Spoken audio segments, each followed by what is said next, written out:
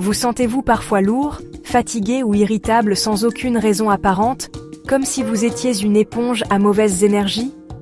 Cette sensation de lourdeur est souvent le signe que votre aura est saturée.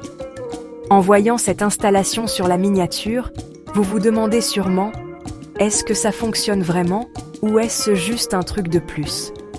Oubliez tout ce que vous pensez savoir. Ce que je m'apprête à vous montrer n'est pas une simple série de gestes, c'est une clé de libération énergétique. Restez bien avec moi, car je vais vous guider à travers les 3 étapes essentielles de ce rituel ancestral. Et pour chaque étape, je vous révélerai une erreur critique qui annule tous ses bienfaits. La dernière est la plus importante, car c'est elle qui va véritablement sceller votre protection.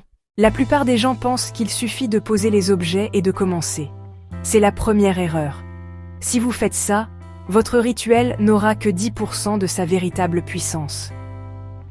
Je me souviens de mes débuts. Je faisais les gestes, mais mon esprit était ailleurs. Je n'avais pas compris que ces objets étaient inertes sans mon intention.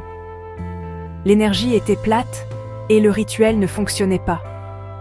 La solution, c'est la consécration. Avant même d'allumer la bougie, prenez 1 minute. Touchez le linge blanc et chargez-le mentalement de l'intention de pureté. Prenez le bol d'eau et voyez-le comme le miroir de vos émotions. Sentez le sel dans vos mains et décrétez qu'il est votre bouclier protecteur. Vous ne préparez pas une table, vous érigez un autel sacré.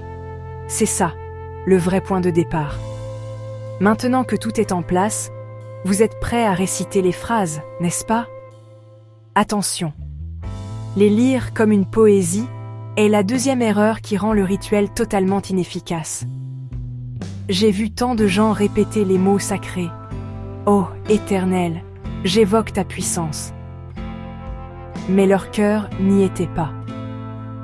Les mots sortèrent de leur bouche, mais ils ne venaient pas de leur âme. Sans surprise, rien ne se passait. L'astuce est de vibrer chaque mot. Quand vous levez la bougie et dites « Accorde-moi de marcher dans la lumière », ne le lisez pas. Ressentez la chaleur, visualisez cette lumière qui vous purifie. Quand vous tenez l'eau et parlez à la matrice éternelle, ressentez sa pureté vous laver de l'intérieur. La magie n'est pas dans les mots, elle est dans l'émotion que vous y mettez. Vous avez terminé.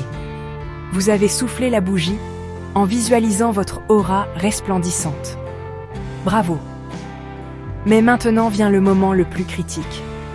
L'erreur que 99% des gens font et qui peut annuler tous vos efforts. La première fois que j'ai réussi ce rituel, je me suis senti si léger. Fier de moi, j'ai pris le bol et je l'ai vidé dans mon évier. Le lendemain, la lourdeur était revenue.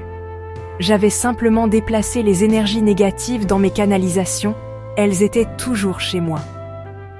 La récompense ultime, c'est la libération totale. Cette eau salée est maintenant un aimant à négativité. Vous devez la rendre à la terre pour qu'elle la transmute. Sortez de chez vous. Jetez-la dans une rivière, dans la rue, sur la terre, loin de votre porte. C'est ce geste final qui complète le cycle. Vous ne déplacez pas le négatif, vous vous en libérez pour de bon. Et voilà. Vous ne connaissez pas seulement un rituel, vous comprenez maintenant ces 3 clés secrètes, la préparation consciente, l'intention vibratoire et la libération finale. N'ayez pas peur d'essayer. Faites ce rituel et revenez me dire en commentaire comment vous vous êtes senti après. Votre expérience pourra aider des milliers d'autres personnes.